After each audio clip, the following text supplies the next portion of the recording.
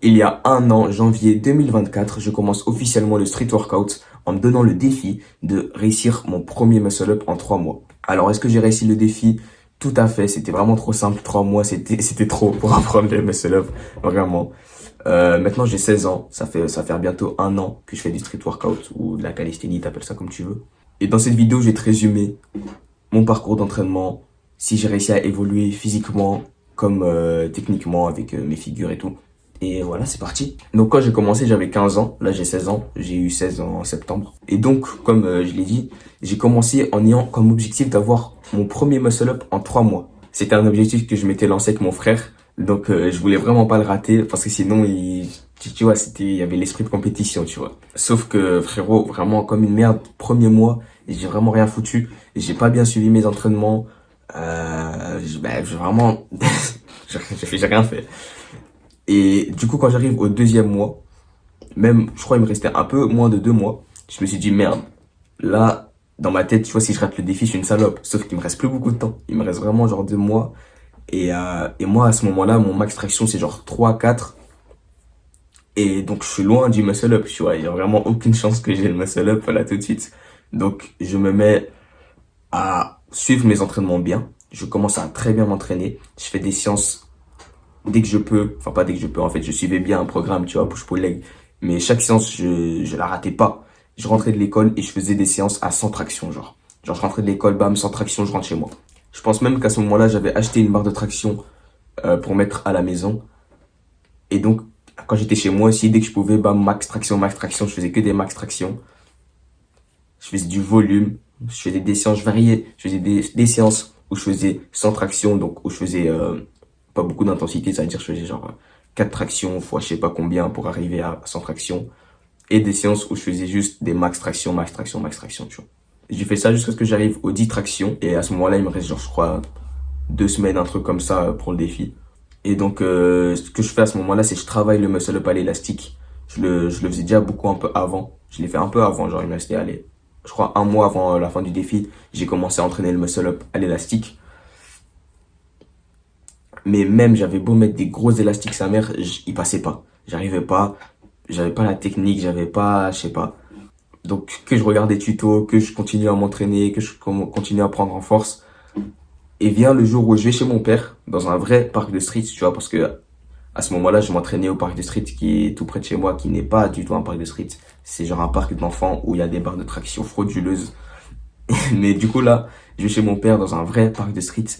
Et là, vu que les barres sont plus fines, tu vois, genre, la barre là-bas, une vraie barre de street, c'est genre comme ça, tu vois.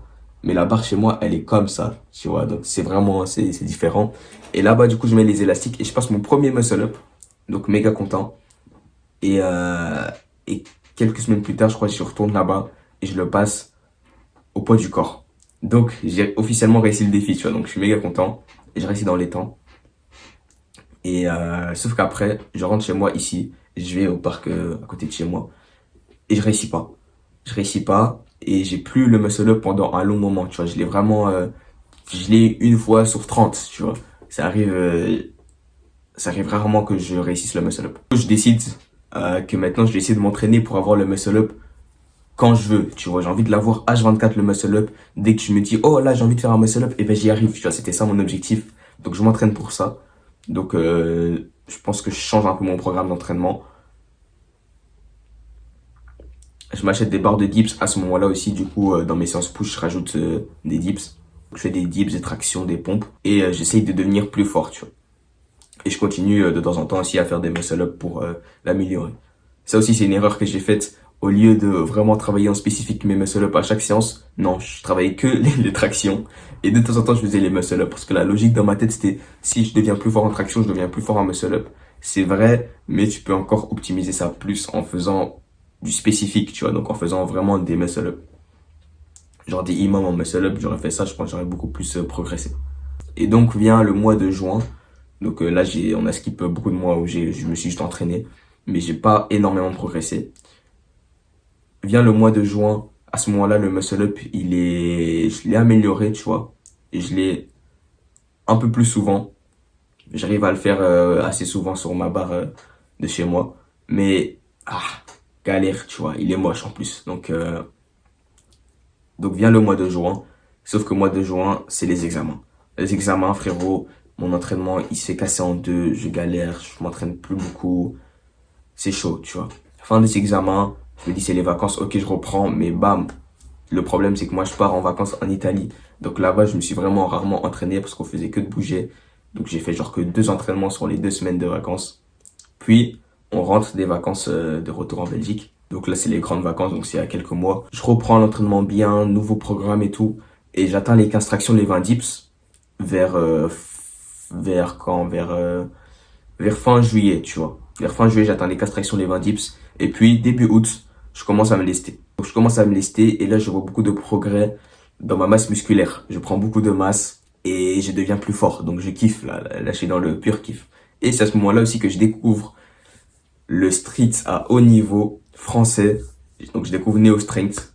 Et là, frérot, là, je commence à avoir vraiment la volonté, tu vois. Là, je me dis, putain, j'ai vraiment envie de savoir faire la planche. J'ai vraiment envie d'avoir le front lever. Là, je kiffe le sport, tu vois. Je kiffe le street workout. J'ai vraiment envie de progresser. Donc là, l'entraînement, tout se passe bien. Septembre, la rentrée, j'avais perdu un peu de poids, tu vois. Fin août, j'avais perdu un peu de poids. Et la rentrée aussi, du coup. Parce que la rentrée a un peu perturbé mes entraînements et mon alimentation. Donc je perds un peu de poids début septembre, mais allez, début octobre, mi-octobre, je reprends tout. Je suis, j'ai même tout dépassé, tu vois. Je suis passé aux 60 kilos. Là, je suis à 61. Mais avec les 60 kilos, je les ai jamais passés de toute ma vie. Alors que j'en ai tapé des prises de masse. Vraiment, je pense que c'est parce que aussi en septembre, je l'ai pas dit, je suis fou. En septembre, j'ai eu mon abonnement au Basic Fit, donc j'ai pu bien me lester, bien m'entraîner.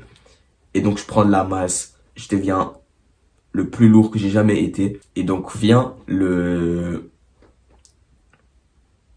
mois de novembre. Donc, le mois où on est là maintenant. Il y a quelques semaines, je fais ma séance push tranquillement. Tranquillou bilou. Et je vois une barre de traction. Et là, je me dis, oh, viens, je teste un peu les muscle-up. Ça fait un moment que j'en fais pas. Je vais à la barre de muscle-up. Je fais un muscle-up. Je fais, oh, ça passe tranquille. Je fais un deuxième. Je fais, oh, damn, pas mal, pas mal. Je fais 3. C'est mon record. J'ai jamais réussi à faire 3 muscle-up d'affilée. Je fais 4. Je fais, oh, j'ai l'impression que je peux en faire 10, tu vois. Mais, bon, non, 10 peut-être j'abuse, tu vois. Mais j'ai l'impression que je peux encore aller.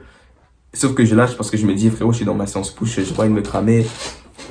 J'arrête, tu vois. Mais je me dis, ok, c'est stylé. J'ai bien progressé en muscle-up. Je me sens fort, tu vois. Je pense que les tractions lestées, ça m'a un peu aidé. Le travail un peu à l'élastique, ça m'a aidé. Je suis juste devenu plus fort globalement. J'ai mieux capté la technique.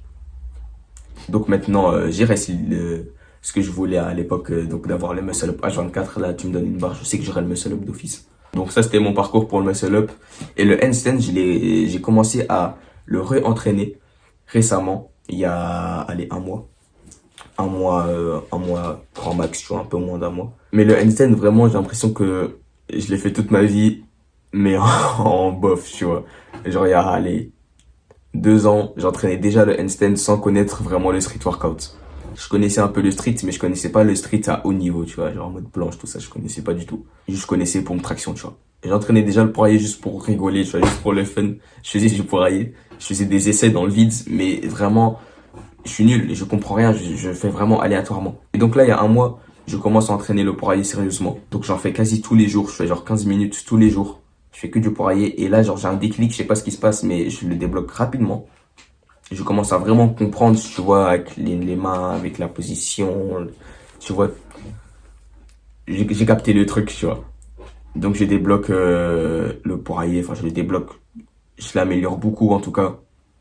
Je fais beaucoup de hold assez souvent, tu vois. Il y a un mois, donc je l'ai débloqué vraiment, vraiment 2 semaines, un truc comme ça, je l'ai eu. Je l'ai eu. Pour moi, l'avoir, c'est genre en mode, tu l'as assez souvent, tu vois. Là maintenant, je sais que tu me demandes de faire un handstand. Au bout de 10 essais, grand max, je l'ai, tu vois. 10 essais, c'est beaucoup encore, tu vois. Mais même 5 essais, tu sais quoi, regarde, je vais tester maintenant.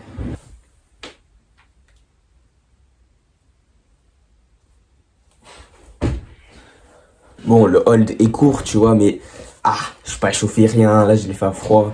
Ça me fait un peu mal au poignet. Bref, tu vois, je sais que je l'ai beaucoup mieux qu'avant, en tout cas. Et donc, je débloque aussi ma première handstand push-up il y a pas longtemps.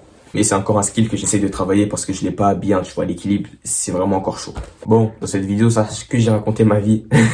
Donc, ben voilà, juste je raconte un peu mon parcours dans le street workout.